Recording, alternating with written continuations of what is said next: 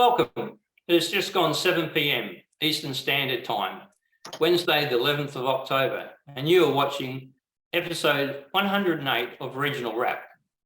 Regional Wrap, providing an insight on the issues affecting regional Australia and giving a voice to regional residents.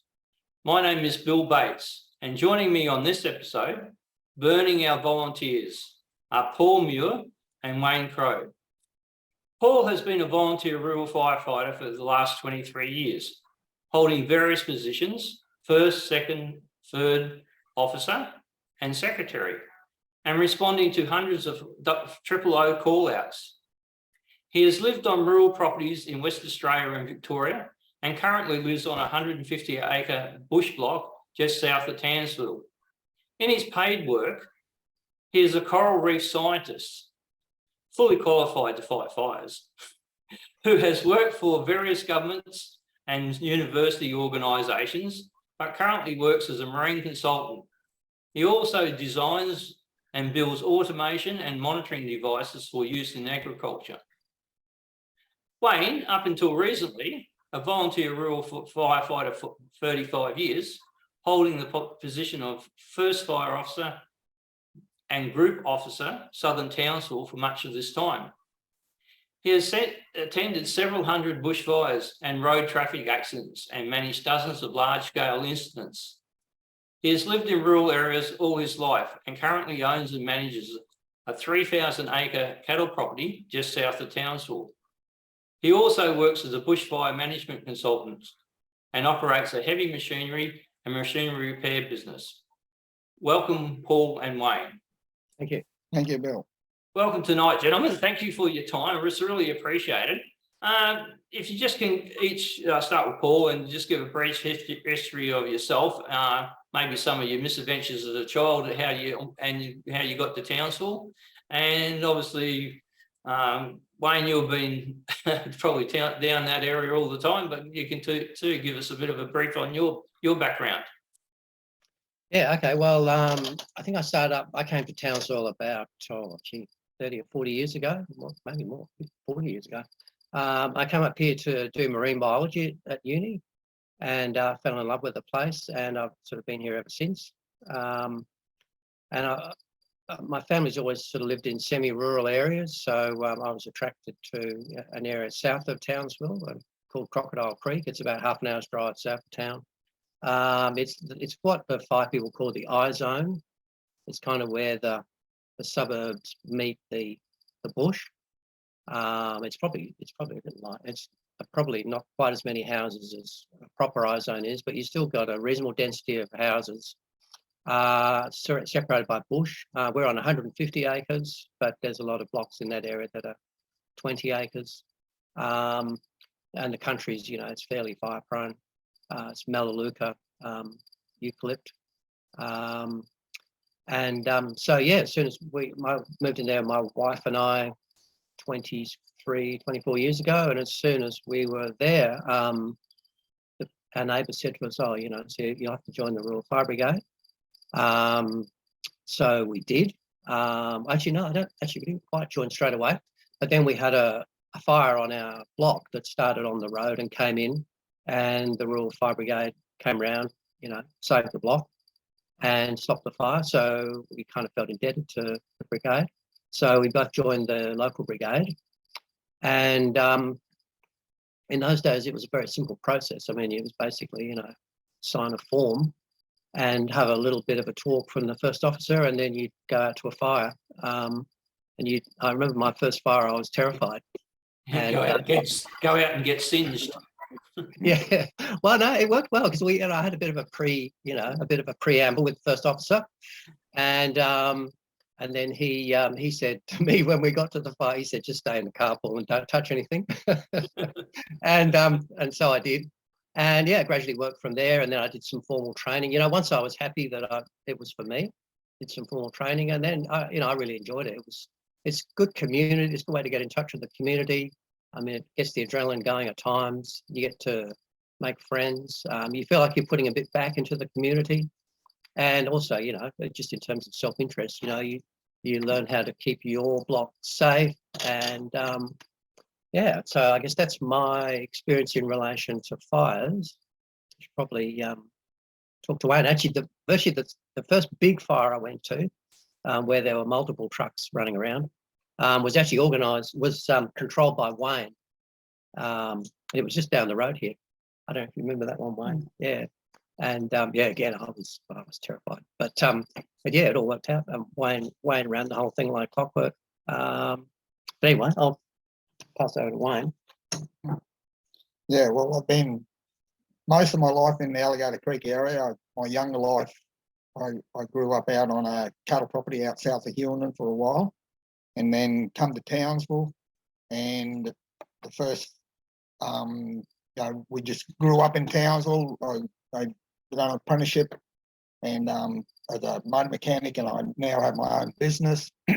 Always had connections with the land, grazing land. My family has been involved in grazing for all that time, and as far as we've always used fire in this area here, but what we find is getting harder and harder to use fire because there's more houses that's getting built in the area, so that makes more complications. And the first fire what I went to, I would have been most probably helped. That would have been 12, I suppose, and we've always been connected with it. In those days, what used to happen is that if you had a fire on your property, you just bounce it off your property and send it down the road, and it'd go to the neighbours, and the neighbours would bounce it off them, and the fire would float around a bit, and everybody was a little bit, help themselves sort of thing. And then actually they formed a local fire brigade in 1971, 1970 somewhere, because of there's a bit more people living in the area. And so we sort of helped with the fire brigade and all that time, but we never got really involved in it because of what can happen. We've always helped, but never got involved in the management side of the fire brigade, just used to help with it and weren't really members as such.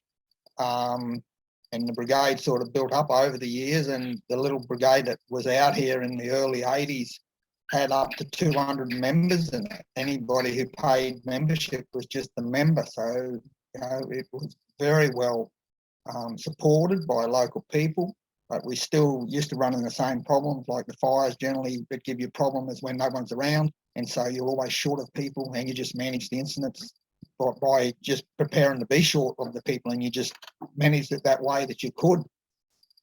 And then with the area, the fire brigades, then I got involved because the Fire and Rescue Act actually come in. It took over from the Rural Fires Board in 1990, and the people that were in the management of the Rural Fire Brigade were wanting to get out, and they were trying to get somebody else to get in and take over. So they hounded me for a while, and I ended up saying I'd do it, and I just sort of continued on from there. And you rope people into it. You know people that's in the area that live in here, and you go and try and con them into helping you, and that's you just get that. That's the only way that you can get people. But and so what happened with this brigade is that over the years it had over 200 odd, and then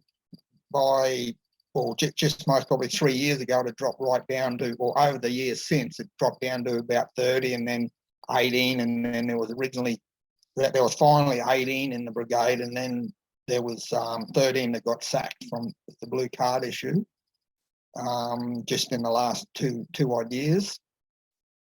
But we've always had, the brigade always has been focused on landholder involvement, because he who owns the fuel owns the fire. So we've always worked in with landholders. It's surprising what happened, that the brigade's never had to pay for a bulldozer or break anywhere. We've always been able to go down and see the landholder and get another landholder, and they just all worked in together and know how to do it, and there was no big cost involved in it.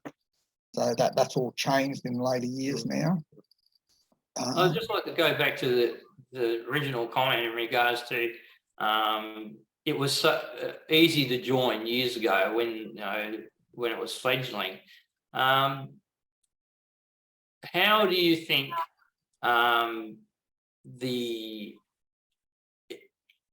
well, the easiness of being able to join this determines the participation. And the thing is, it's not just in the real fire service.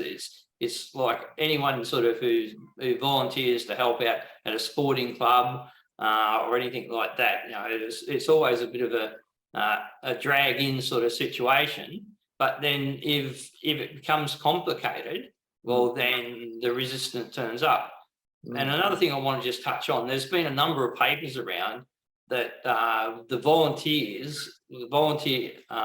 services of normal communities is worth somewhere between, if you just look at non-home type services like sporting services, emergency services and that, it's worth somewhere to savings to the government, somewhere between $200 and $350 billion a year.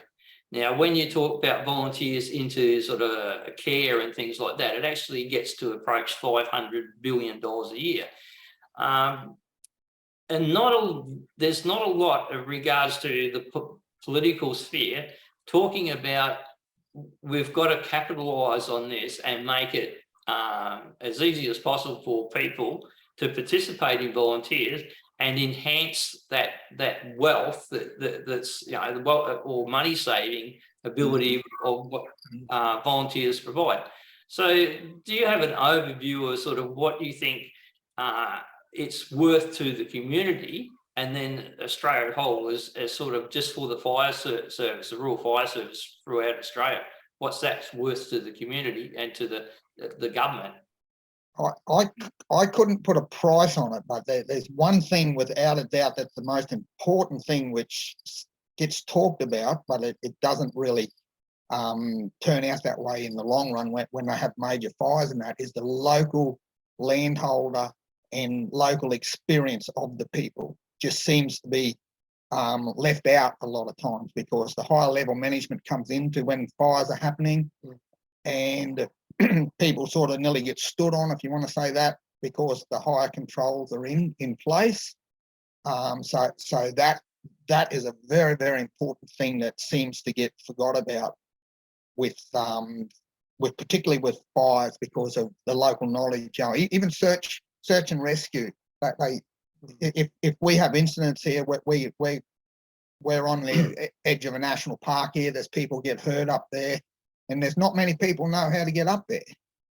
So it's local knowledge what they need. Yeah. You know, there's. But in terms of, you know, value, if you were to, you know, if you work out even in this area, I mean, when the brigades were functional, you know, you could call on, I don't know, just in our area, several dozen people who are on call basically 24/7, you know, maybe not 365 days a year, but 200 or 300 days a year to come out to an emergency.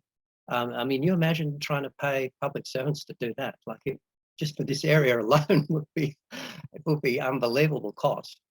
And that's just a monetary value. You think of that, you know, around the whole of Australia, the cost is astronomical.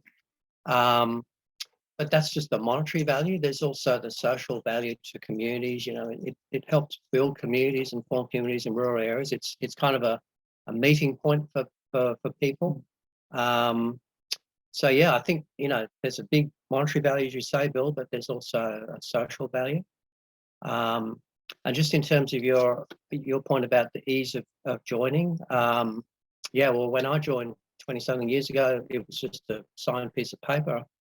When you joined one, it probably wasn't even that. He just went on to the meeting and got voted in or approved or whatever by the committee. And it was very much, even when I joined, it was very much controlled by the community. And you were basically, you know, approved and voted in by the rest of the brigade, the members. Just a simple page, basically. Now, we've been trying to get members, you know, we try endlessly, but it's impossible. But you get a member pack, right? It's like this book that comes. You have to give the poor old, you know, person who's thinking about joining, and they have to wade through this, you know, forms and regulations, and basically they have to sign their life away before they've even tried it, you know, before they thought about whether they want to do it, whether they even, you know, want to continue on. You know, that you probably want to get to, you know, if you join any organisation, you want to get to know the people. And then if you want to go out and fight fires, you have to at least try it. I think, you know, you have a little bit of training so you're not going to hurt yourself. Go out with someone who's very experienced and, you know, basically get told to not do anything, but just to observe and just get an idea about whether it suits you, you know, whether you're going to be, whether it's going to suit you, whether you really want to join. Whereas now it's just this, you know, join up, you know, fill out the book, wait, you know, God knows how long for all the police checks and childcare checks and whatever to be done. Then you finally can get approved by the bureaucracy. Then before you can even go to a fire, you can't even set foot in the truck, I don't think, without doing 2 full days of training. And so that's a huge commitment before you've even thought about whether you really want to join, you know. It's such a barrier that, you know, I guess we've tried to get new members in our brigade because you can see the dwindling numbers. And it's just so hard to get people. But what people say, they start off by saying, oh, yeah, I'm really interested. I want to join. Then you pull out the, you know, the volunteer pack, I think they call it, and you start explaining it. And you can see their eyes just glaze over and they say, oh, well, yeah, I'll have to think about it. I think, you know, maybe I won't join just yet. If you ever have an emergency, I'm happy to come and help you. But they can't. Yeah. And that happens multiple times. You probably found the same thing, like. Well, what I used to do in this brigade a number of years ago, and it's always hard to get members, and I just can't think how many people. There's most probably 1,500 people in our area, and you're trying to get 20 odd people, 20, 25. You don't want too many to make a big industry and job out of it. Otherwise, you're forever trying to train some of them, because of such that there's all different type of people who volunteer.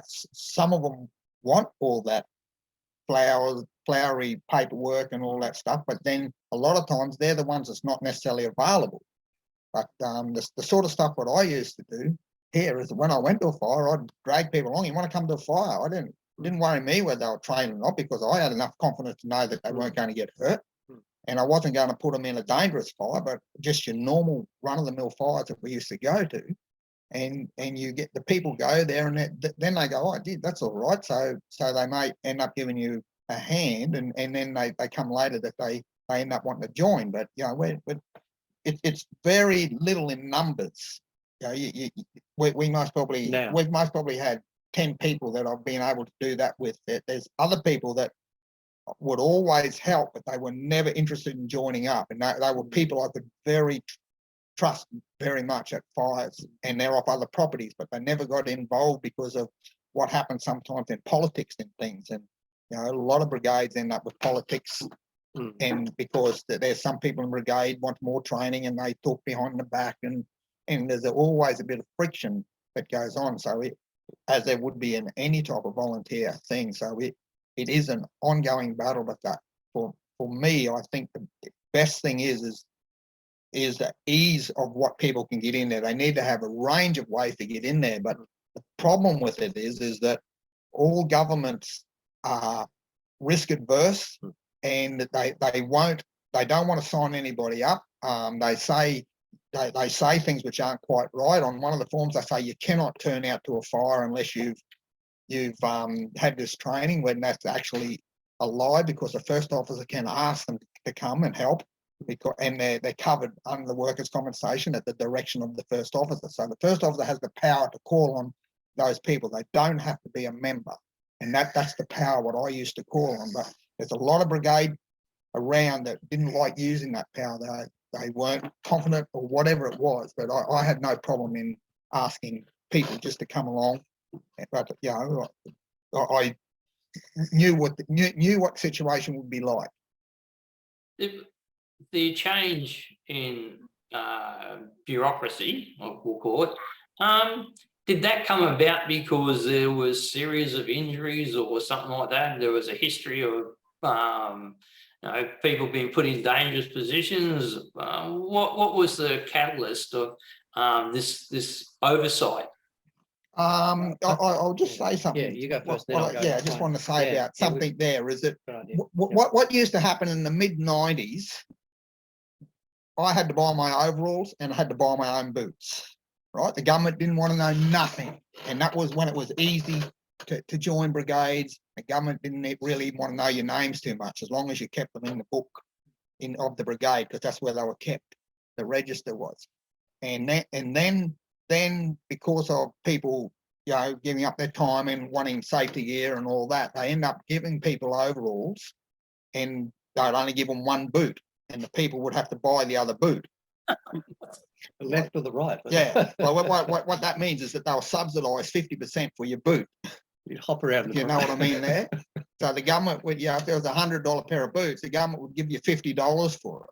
So that's why I've always said you bought one boot and they'd give you the other one. And so, it's really interesting that you look at it, is that the numbers have actually dropped inversely to the number of bureaucrats that have been employed. The more bureaucrats and training officers that are employed, the numbers are dropping off.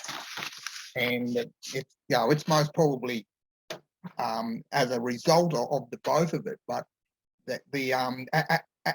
as the government taken more control over it, because they see and perceive more risk when there is no risk. There was people being burnt years before they had all this control because of circumstance at fire, because guess what? It's dangerous at fires. And 1% of fires or 5% of whatever it is of the really dangerous fires, but most of the fires that you turn out to are not dangerous as such. I have no problem with having people that didn't have correct footwear on out of fire, but I wouldn't give them a job that they might have to be in the truck or something, just in the early stages until we got something going, and then you'd have to get something sorted out. So I always assess the risk and work with that risk. Yeah. Well, I think we all accept that times have changed, and you do have to be very safety conscious. You have to wear safety gear, and it makes sense at the end of the day to do that. We're not arguing about that. But sorry, I've lost my train of thought here a minute. But yeah, that's right. So I'd say, in terms of the bureaucracy and the increasing bureaucracy over the last 20 years, it's the control's gone from the local areas to the government, to public service. And I think, I worked in the public service for many years. I could only ever do it part-time because it drove me so crazy. But I have a bit of an idea about how the public service works. And it's kind of an inexorable thing that each year there's more rules, there's less workers, and there's more managers. And that's just, no matter what the government, that's the trend, And I think that translates to more regulation and less service. So the public service becomes a bit of a misnomer almost. And I think that's happening with the Royal Fire thing. It was support. We had support, and gradually it's just been more and more regulation, to the point now where it's basically Control.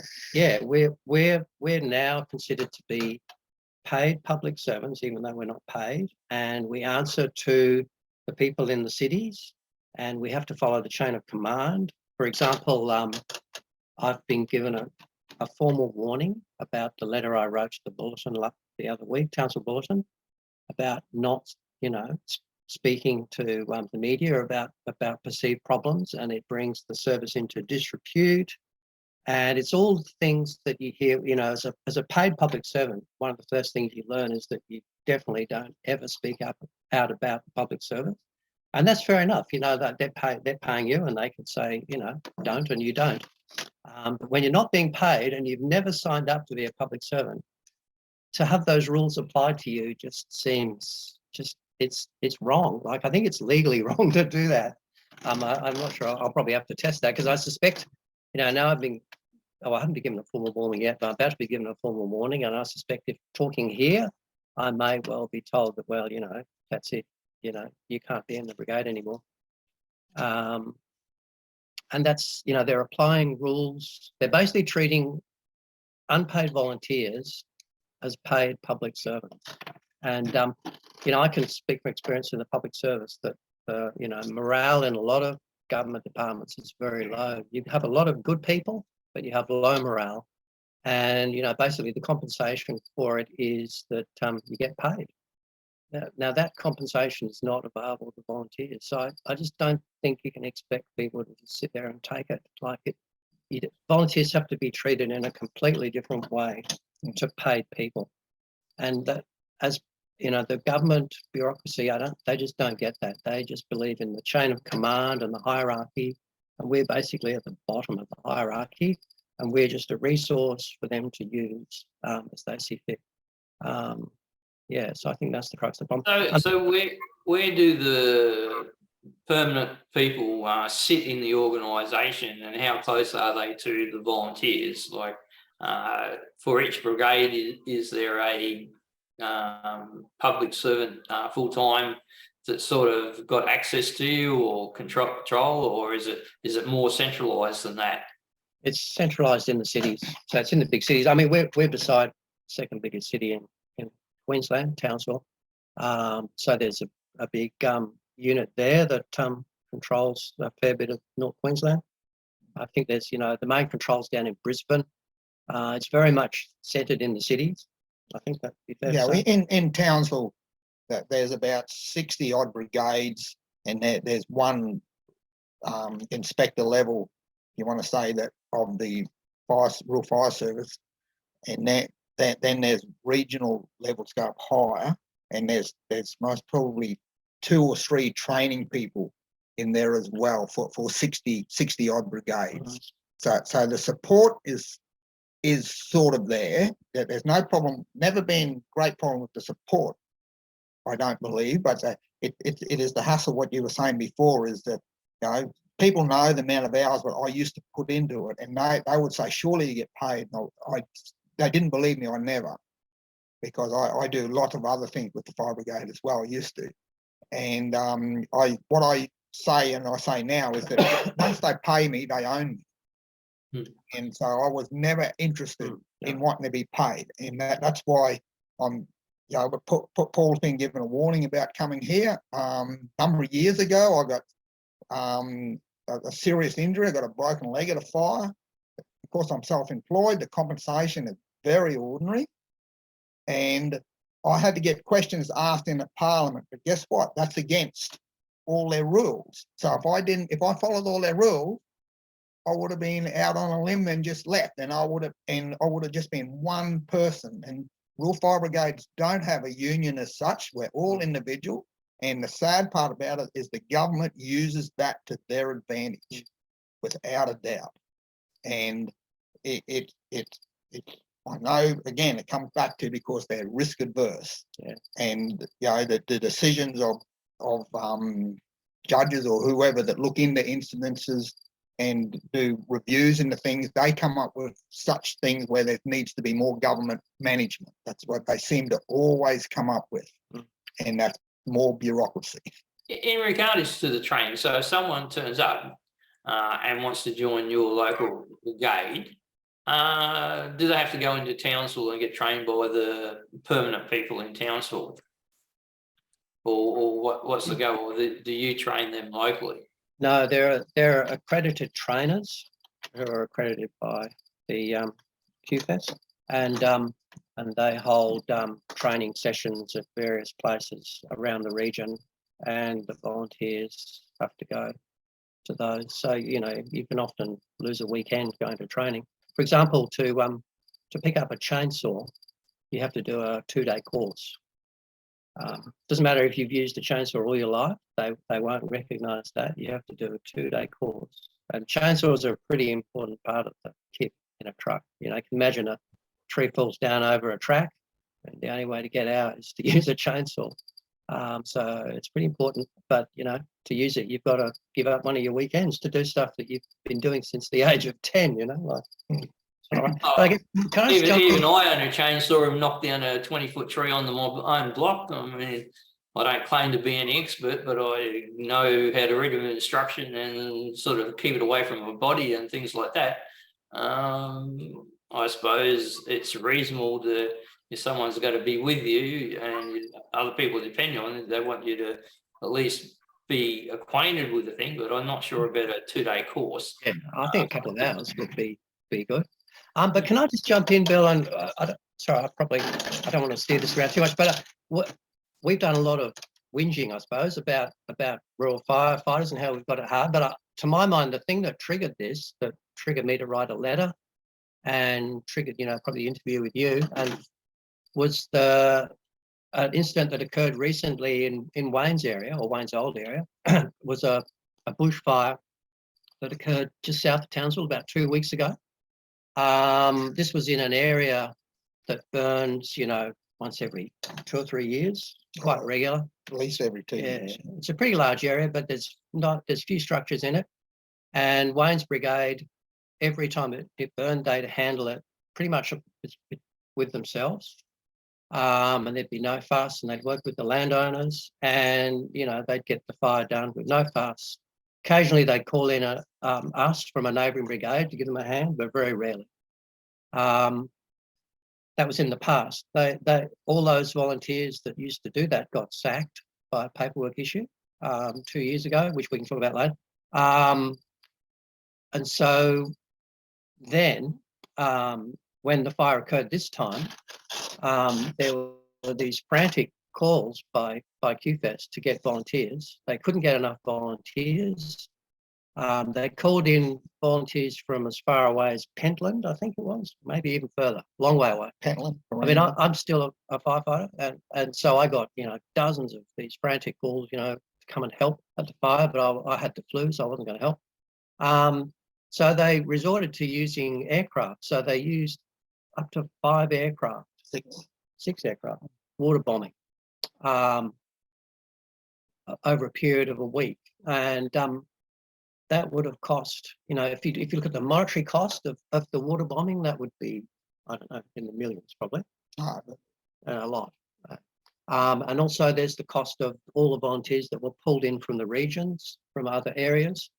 And so, what was normally just a small fire. It was at the beginning of the fire season, so it wasn't a great fire risk. And normally that would be handled just by the local brigade quite easily. Becomes this massive Incident. Yeah, with aircraft buzzing all over the place and volunteers from across the country, and that's a direct result of Wayne's brigade basically being sacked over a stupid paperwork issue a couple of years ago. And that's it's a huge cost to the taxpayer, and that's just the first fire of the season in an easy area. Like, God help us if we get some more serious fires where there are more structures. What I might add is the fire danger has been moderate. Yeah. It can't get any lower. It's the lowest on the fire danger meter at the moment. Yeah.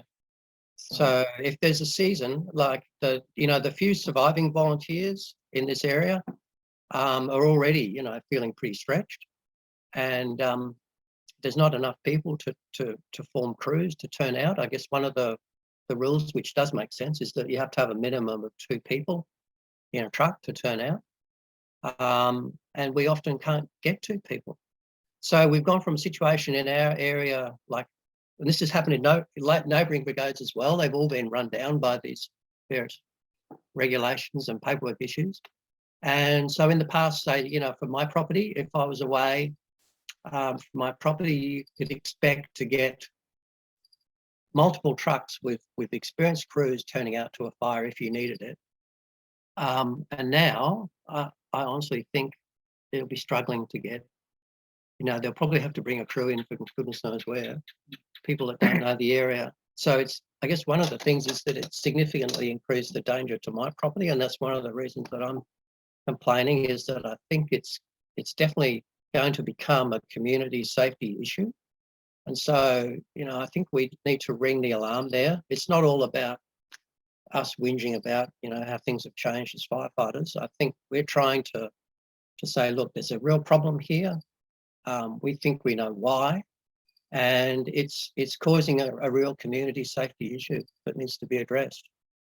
Well, the thing is, to me, it would be sensible for the government to look at the situation and make a proper evaluation of what's driving this, and then work with that situation to correct it. But it seems obviously when politics and bureaucracy get into things, they've got a set of a mindset, and that's it. They've got to predetermine what the end result's going to be. They're not really conducive to taking input from sort of non-university experts who sit down beside them down in Brisbane. The last thing they seem to take notice of people who have a wealth of experience on the ground. Is there any sign from either political spectrums, and I don't want to get you too involved in politics, but does any one party or the other show more interest in the volunteer services than the other, or is it sort of just it's not an issue until someone has to pay for it, or the taxpayer has to pay for it more? Yeah, I don't think there's any one party that's most probably better than the other. There was whatever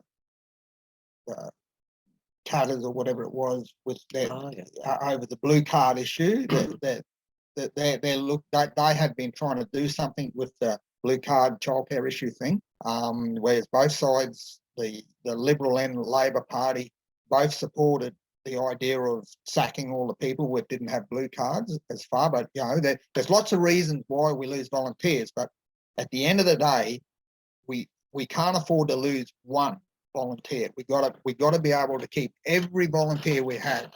And I do remember about 2 years ago there was a in the newspaper a person from the Rural Fire Service commented saying that even though there's 40% of the people have not obtained their blue cards out of the 100% in North Queensland here, they didn't believe that, or they believed they had enough resources to cover that situation. So the way how that they're dealing with that is with more helicopters, obviously, and going further. So that's how, you know, the governments or the bureaucrats in the position are covering their butts because they can't go against the government. I think both sides of government voted for the blue card thing to come in. I haven't been able to get to the bottom of that. So, but that without a doubt is the single biggest issue in one thing. What's wiped brigades out. But the blue card is more or less aimed at child safety, isn't it? In regards to keeping children safe and make sure they're not treated and things like that. I mean, I used to coach netball because I had 3 daughters, and the situation in the early 2000s was there was concern, and people were talking about having to get police checks and all that sort of thing. And then it hasn't got to the blue card type thing at that stage. But the thing is, what most people organisers depend on is if you volunteered for something, you were usually firsted and second by 2 people who had long standing in the group and vouching for your character and things like that. And most people within the community knew you anyway because hey, you've been a parent down at the club for a number of years, you know, with your kids just as a spectator, and then they eventually rope you in to do coaching or umpiring or something else, you know, or take a more active position. So you're already fairly well known and your character was fairly well established. But that was the same situation there. I think a lot of people just balked about going and get the police check. Not that they had anything to worry about. It was just, well, look, I want to offer my service, but I don't feel as I need this sort of treatment. So, you know, I've got better things to do on my Saturday mornings than sort of, I watch my children, but I don't have to spend another 3 or 4 hours down here, you know, doing other duties. So, so is that the same sort of situation? Yeah, well, I think it's very important in some situations, but I think it's worth realising that the blue card is a child care certificate. Working with children. Working with children. Whoever works with children. It's as simple as that. Is that they have never been able to tell us, like they say that we need a blue card because our usual function includes being alone with a child or having to touch a child. I have written to the commissioner a number of times, and they cannot tell me what those functions actually are. Yeah. And so I do not think it would stand up to a judicial review. The problem with that is that we're a single people. When we can't get, you need a lot of money to put these things through Supreme Court. And at the end of the day, the government has put it in because of ideology and not about protecting children. Yeah, and I think we both agree, Wayne, that I think it's a good thing to have people in the brigades with blue cards, but they've made a rule where everyone has to have it, and like it's just crazy because like in all the years I've been to fires, you know, I mean it goes without saying you don't see an unsupervised child at a fire ground, you know, like it's not, and if you did, you know, the least that the kiddies worry would be an adult, you know, it would be a fire. Like it's a dangerous area. You know, you're not going to have them in trucks. That it's dangerous. You don't want children anywhere near it or underage people. So, I mean, a lot of volunteers, I think, said, well, you know, why? And we were never given a reason. I think there's, there's probably a reason to have some people. I mean, some people, I think, you know, they drive their fire truck around at Christmas time and give presents to the kiddies. Well, arguably they need a childcare certificate. Because well, we can argue about that. But at least, you know, one or two people in the brigade might need it, but you don't need a whole load of people to have it, do you? What I'll say is that you can be a Santa Claus, I think it's 6 days a year without a blue card. But if you want to do it 7 days, you have to have a blue card. I can have. Been telling everyone that way. That's right. I can have a child from school doing work experience here in my workshop, and I do not have to have a blue card. So you know there is a lot of things in there which are complicated, and if it was really about protecting children, yeah, it wouldn't be like that. I think it's a great idea. Like I think it's a really good thing to have, obviously, for where it's needed. But it doesn't need to be everyone. And I think that's the thing. Someone in Brisbane has, you know, said, "Oh, that's a great idea. You know, everyone must have one." And so the order went out. And it was basically an order. You know, you must all get blue cards now. Directive. Yeah. And when people said why, it was like you must all get blue cards now. And we were never given a reason why we needed one. I still to this day haven't heard of. Well, it's because of the law. Is what they say. It's because of the law, but they still can't tell us what we do. And you know, if I could find a King's Counsel who would do pro bono to get this sorted, I would be 99% sure we would be able to get it won through the Supreme Court, because they cannot tell us what actual activity, usual activity that we do. And in New South Wales, it's not an across the board thing, you know, like all the firefighters don't have to have it, which seems a much more sensible way of doing things, you know. But the other problem with it is that even if they do fix the blue card, they've already lost all those people, and they're going to get hardly any of them back.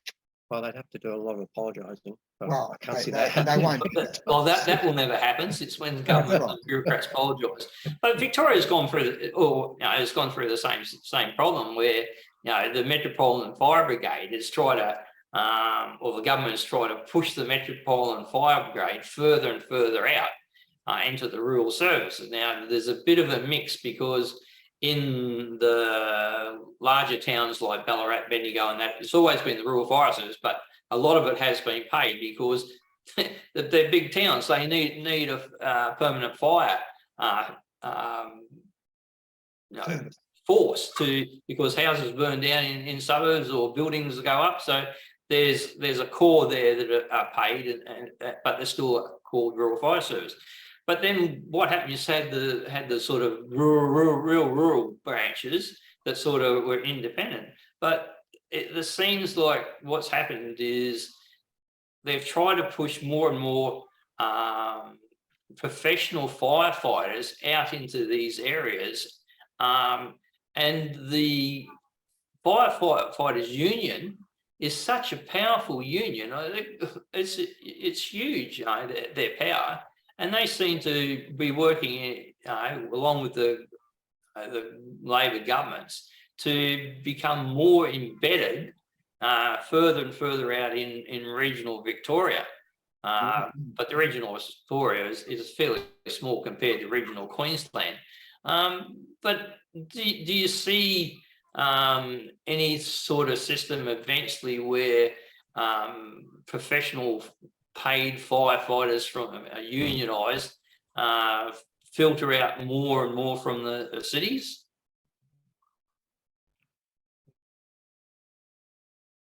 Well, how are you going to keep on call 24/7? Like, you need, like if there's an event, you need to be able to call on a dozen people, even in a, even a moderately small fire. So you imagine paying people to be on call for that time out in those rural areas. Like, it's not going to happen. I mean, in Queensland, I don't think there's much of a push to get paid firefighters out into rural areas. No, Yeah. but what the problem is, if they can't get the volunteers, the government will be left with no option but to be looking at something like that. That's true. And that's what they got to look at if they're talking about costs involved. And that's where we run into the problem, where we're getting away from our local knowledge and experience. And we're getting away from that. I can't see it happening in the short term, but if the volunteer issue is not sorted with fires, because that's where it really shows up, is fires. It's going to be a problem. The issues in the last couple of years with the floods and some of the things that come out of it, because there was people who were there's just not enough people around. The floods what we had in Townsville a few years ago, if it wasn't for the local people on Facebook doing their own thing, saving people, there would have been people lost. But the fire rescue and all the SCS and all those people do not have the resources to be able to get something up and running that quick, and they don't seem to be interested in wanting to use the local people what's there, because it's not their stuff. They seem to want to own it themselves. And fire brigades are similar. We used to work with radios here, CB radios. All the landholders were on the same channels. Now they're going with special radios that keep their secret little communications between one another. They're just pushing the landholder further and further away. So that's the way that the bureaucracy ends up pushing it.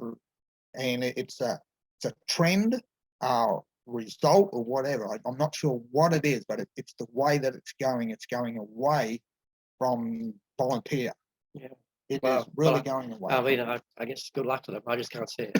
I can't see them being able to fund it. Like it's the amount of money involved is just going to be prohibitive. Even if they keep a fleet of airplanes running, it's just, you just can't replace, I don't know, however volunteers there were in Queensland, 26,000 or something around the state. You just can't replace that. Those people were on call 24/7. I mean, it doesn't matter how many airplanes you got. But I think the other thing with the volunteers is that a lot of brigades, you're just talking about real fire brigades, it still comes back to a core few people in most of the brigades that do most of the work.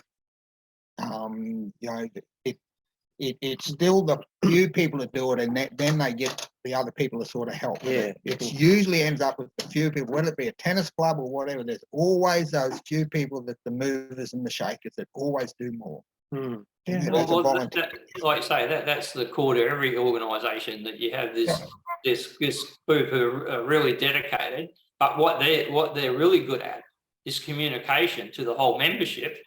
So we can look, we're coming up for a bit of a shortfall. I need to get people rostered on and things like that, and they can sort of work out, from the membership, where everyone are, where they're going to be in the next few weeks, and that if something comes up, and you get them organised, sort of thing. And that's a critical part of that core group, and it's obviously the same for your fire service, and that it's the same for any organisation. But just touching on another group of volunteers, and that's the Marine Coast Guard and the Marine Rescue Service. There's two different groups in Queensland, and they seem to be going through, and it's been really the last 2 or 3 years this has been happening, that the government sort of got more involved with their operations and telling them how to run things. And it usually doesn't go down that well, for these specialist groups that have been there for a lifetime, and basically it's been handed down from one group to the other over the generations, sort of thing. it doesn't go well when outsiders come and start telling them how to run things and what equipment they're going to use, all the rest of the stuff. So, do you think there's any mechanism for people like yourself and all the different, along with the other people in the other brigades, to sort of manage some sort of big conference to sort of get this thing worked out in a reasonable sort of time scale as we go forward to address the falling numbers? Yeah, I think there's some sort of national conference on at the moment, isn't there, about the increasing bushfire problems and the crisis with volunteers. But my understanding is that no volunteers have been invited. But yeah, I think it's it is a real crisis. It's definitely a crisis, and I can see it impacting on community safety. And I think you're right. We need to have some sort of summit or something where volunteers are invited to talk about it. I mean, I think Wayne and I probably differ. My feeling is, from my experience with the public service, is that the public service just shouldn't be involved in it. That the rural firefighting should be a separate organisation of volunteers, run by volunteers with paid employees. A bit like surf lifesaving, I guess, would be the structure I believe would best suit the communities. I'm not sure Wayne agrees with that one.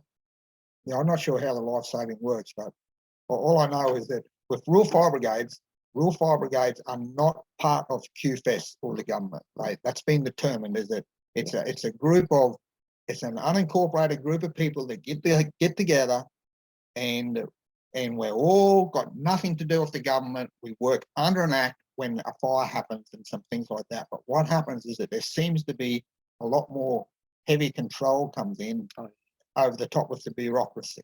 Yep. And so that's where you sort of feel it. But it's obviously a very complex thing to try and find why we're losing people. But the other thing what happened is that what we didn't touch on is that, and it happens in our brigade here, is that having people's time wasted. Yeah. Right? They get called to instances because people running instances think that they need hundreds of people there or 20 people or whatever it is, when they really don't. And so what happens is all the resources get used up in 1 or 2 days, and then when you need them the third and fourth day, you got no one. But they were over-resourced early, and you don't have people with the management skills because of, again, they all think it's going to turn to crap. Yep. So they need to have everybody there early on, and then they run out of volunteers. And what used to happen a number of years ago in this brigade is that other brigades in certain areas want a hand, so you'd go and give them a hand, and when you get up there, they'd have it nearly under control, so we don't need you, so you end up learning, well, we don't go. And so you send other people in the brigade, and they all think it's good, they go up there and help them, and then they end up finding out they get their time wasted. So it's a slow thing what ends up happening. Yeah, you probably have too, Wayne, but I've been to multiple call-outs to help with these big events that are usually managed by the public servants, or at least, yeah, they are. They're basically managed by the public servants. And, you drive all the way north of town or whatever to help, a couple of trucks from the area. You get there and you're told, wait a while. You sit around the truck for an hour or two, and then you're told that you're not needed and you go home. And fair enough, that can happen once or twice, but it happens multiple times. To the point now, I just won't, if I know the thing's being run, if I know who's running the fire, I'll go. But if I don't know who's running the fire, I'm not going to go out of my area. I think it's probably because the control's too far removed from the actual places that it's happening. And of course, public servants love to cover their backside. The last thing they want is any criticism that they didn't forward think or whatever, and things got out of hand. So rather than let any chance of anything, the fire getting out of hand, they just throw everything at it, and they don't care, because public servants don't care about taxpayers' money or costs of that. They just throw everything at it. So volunteers cost them nothing. That's right. I did see many years ago, I might still have it here, some things that were written down about the urban fire service way back in the older days, and they said volunteers should be used when it looked like you had to use overtime. So that that was for the urban. They'd use volunteers for when you had to start paying overtime. Actually, the latest thing, I don't know if you've heard, Wayne, is that now if there's a call out, if there's a triple O call, they call out 2 brigades to each call out. And, you know, most of the call outs we get are, you know, a waste of time, but you have to go there, you have to go and check it out and just make sure that there's no structures and people in danger. You know, sometimes it's a false alarm or sometimes it's a fire in a remote area. And so, you know, a large proportion of call outs, you know, you have virtually nothing to do. And if there is something to do, you can always call in extra help. But now they've decided that they want to call in 2 brigades to each triple O call out, which can amount to, you know, a lot of work for volunteers through the season, because you do get a lot of triple O calls. And that's just, you know, it just tires out volunteers. So when you do get something, it's a bit like crying wolf. You know, when you do get something serious, everyone's over it, exhausted, and doesn't respond. The 2019-20 fire season, basically southeast Australia mainly, although it was a reasonable fire season in Queensland, we had a lot of blame games going on because there was a fire earlier on in the year, I think just south of Bateman's Bay near the coast, and there was some criticism about the call out of fires there. And I think that was going for an inquiry, and all of a sudden the big fire season hit them, and it sort of created, you know, a big flaw in regards to cause of climate change and the rest of the New South Wales. I think just about every state had an inquiry, but New South Wales inquiry basically ended up talking about we need more airplanes to manage these things, and they were talking big money and more like a permanent fleet. And then out of that also they created the Department of Resilience. I can't remember the fire guy who took that over, but I think it's since been cancelled because it was just an impossible mechanism to use to override the normal emergency service. But we get situations like that, and it's obviously we've got problems to deal with in the future. And the governments have created this shortfall of volunteers. It seems like that's really, if the seasons are going to get worse and we're going to have bigger fires and things like that, the last thing you want to do is deplete your volunteers. So is there no one working with government and bureaucracy to sort of, well, let's find mechanisms that sort of aid us to get more volunteers back in the vehicles in the near term, because it's going to be, we can't afford to have fire bombers stationed in Cairns, Townsville, Mackay, and all those sort of places, and hopefully they're in the right place at the right time. So what do you say in regards to the urgency of the fix? Well, what one of the problems is that the aircraft, they make good photos and they make it look like the government's doing something, right? Because that's all they can do, but they're not effective unless you have ground crews, right? You have to have your crew on the ground, and they can only be used as to help slow things down or do things like that. But the ground crews have to do the work, and the cost of it, I think they really need to do a proper inquiry into the cost of it at the end of the day, because I am just not sure how cost effective it really is. It can give the community like this one here a false sense of security, or even know that there was no security issue with these fires that they had here the other day. But using at the end of the day, they had to use, they elected to use aircraft because they couldn't get volunteers or whatever it was, but it was just elected. It was a strategy that they were using And if it's, my concern with it is like what you were saying there just before, is the cost of where all this ends up going. So that they have to look fair incomely at what they're going to relax in in how people can be members of Rural Fire Brigade. They need to cater for everybody in the Rural Fire Brigades. That's what they need to do. And they need to be thankful that they got the people, because once they burn them, they don't get them back. I think there's definitely going to be more technology brought to bear on the rural fire thing. I think, there's a lot of potential there for early warning and, even, aerial support. But like Wayne said, at the end of the day, you still need some troops on the ground. You can't do the whole thing remotely from an office in town. So, I think, volunteers are just part of the mix. And one thing that we haven't touched on is fire prevention. It's getting to a situation where the governments are hell bent on getting more land locked up, and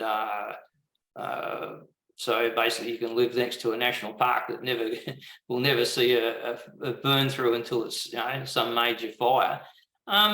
Does the Rural Fire Service also have a bit of a role in fire prevention and controlled burning and that as well? Or is that only something that's done by parks or some paid people?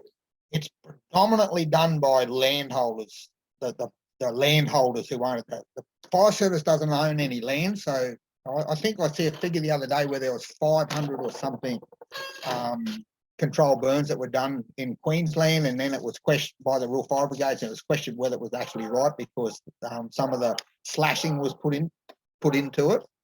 I'm not sure the exact numbers, but at the end of the day, the Rural Fire Brigades don't own any land, and it's the landholders that do the burns.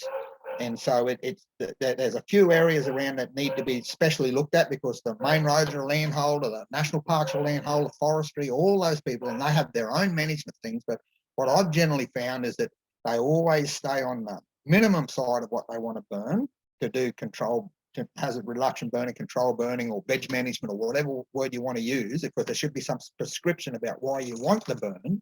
You don't just burn just to burn. There's a reason why you want to burn. And now I forgot where I was going with that. Yeah.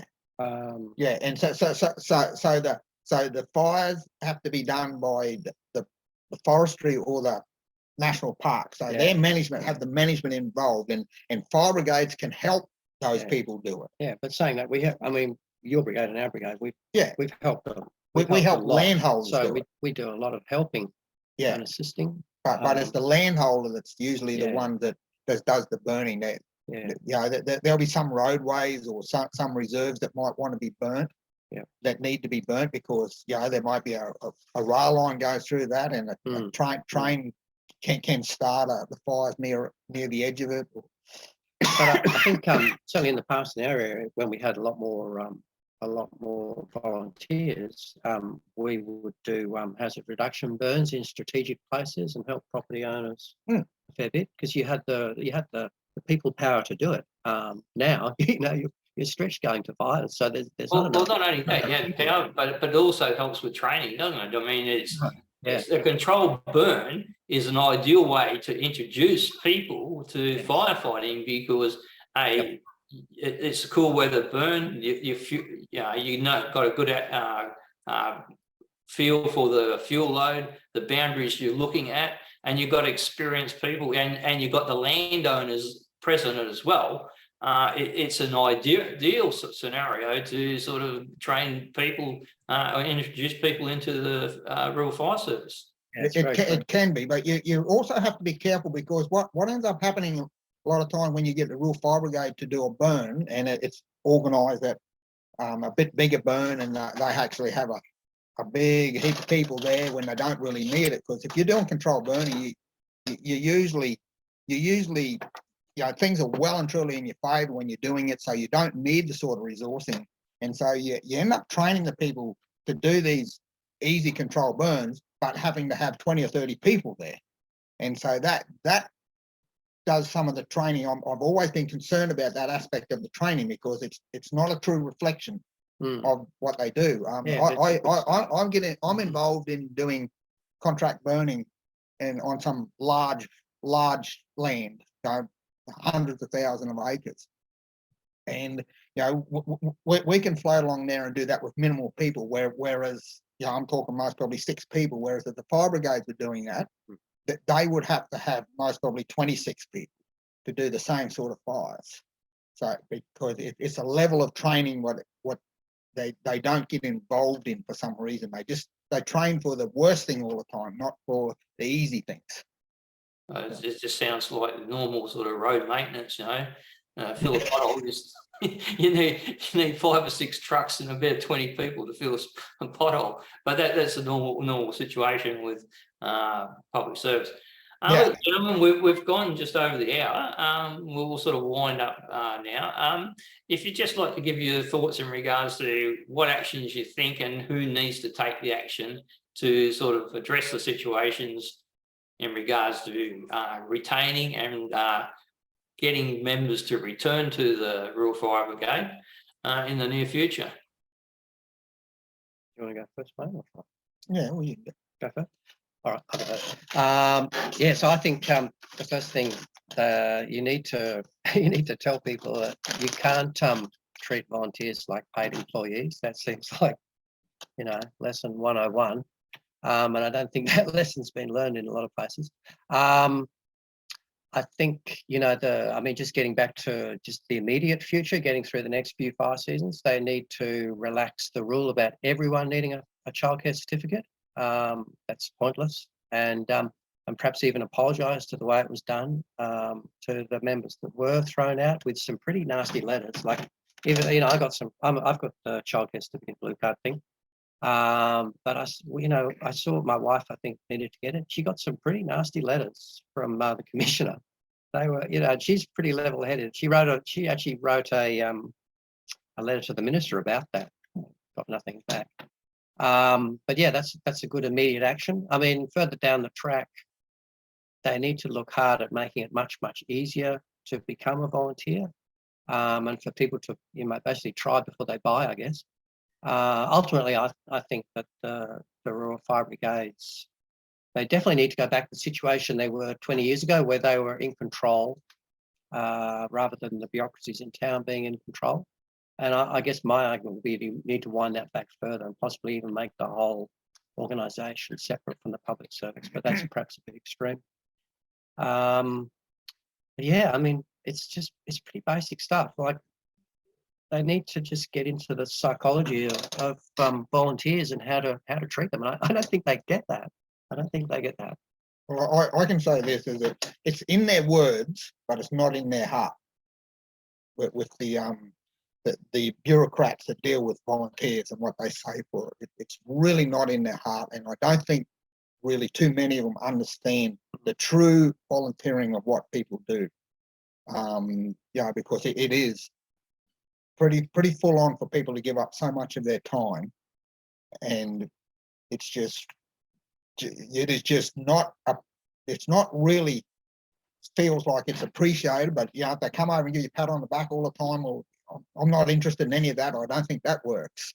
It's just that what they got to do is they just got to make it easier for people and loosen the ropes on things. And some of the areas where it needs to be looked at is most probably the workplace and health and safety thing. That's why we got the issue now, because of workplace health and safety with a lot of stuff, the training stuff. They got to have a look at all that and change it. The other thing what we didn't touch on is that they got to have a look at the tree clearing laws around buildings and stuff. And because of, in Queensland, we've got less volunteers now, so that you're going to have buildings that can look after themselves now, because what fire brigades are doing now is that they are, what do you call it? Evacuating areas, so that buildings have to look after themselves, and a lot of buildings can't look after themselves when the trees are only cleared 1.5 times the height around the building. They need to relax laws and allow that to be further. There is a hell of a lot of stuff that needs to be done, and most probably there is stuff being worked out now, being done, that we're not all part of. It's more than likely is happening, some of this stuff. But at the end of the day, I still keep coming back on it. You can't afford to lose one volunteer. They just gotta loosen the ropes and Yeah. let them Yeah. do what they need to do in their areas. Yeah. And I hope something happens before there is, you know, a major community disaster somewhere. And, you know, it might take that, unfortunately, to get some change happening. Unfortunately, usually when there's some sort of disasters, what all they do is bring in more rules, regulations, and Right. unfortunately. That's But just touching on things like the blue card, maybe the first officer or group officers should have it or something like that. But maybe people who are in the organisation, you know, couple of years and worked up positions, maybe it's reasonable that they, you know, a percentage of them might have it, but it certainly shouldn't be an entry position requirement. If people there's a certain amount of brigades around it, it's certainly not the majority of them do road accident rescue. Well, if they're doing first aid, well, you do need a blue card for being able to do that. But for the general thing, what happens for everybody, that there's no really reason why a blue card is needed, because you're not dealing with children. You know, anything what you need a blue card for. If you were to say, right now, we're going to do road accident rescue, everybody in your brigade has to put up their hand and be happy to do road accident rescue. They can't just make you go and do it. And so one of the conditions, what they say, all right, if you want to do road accident rescue, your people have to have a blue card. Whereas at the moment, you want to do road accident rescue, yep, you don't even have to have first aid to do road accident rescue.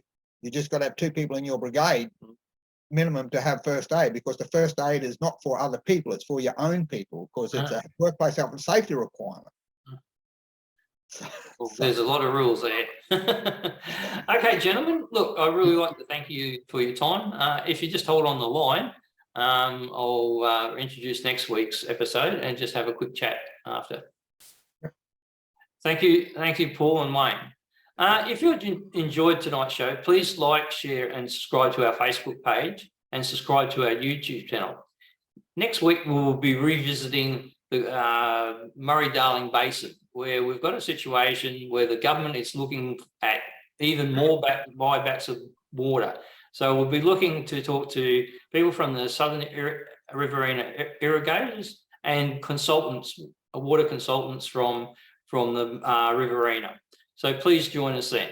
Thank you.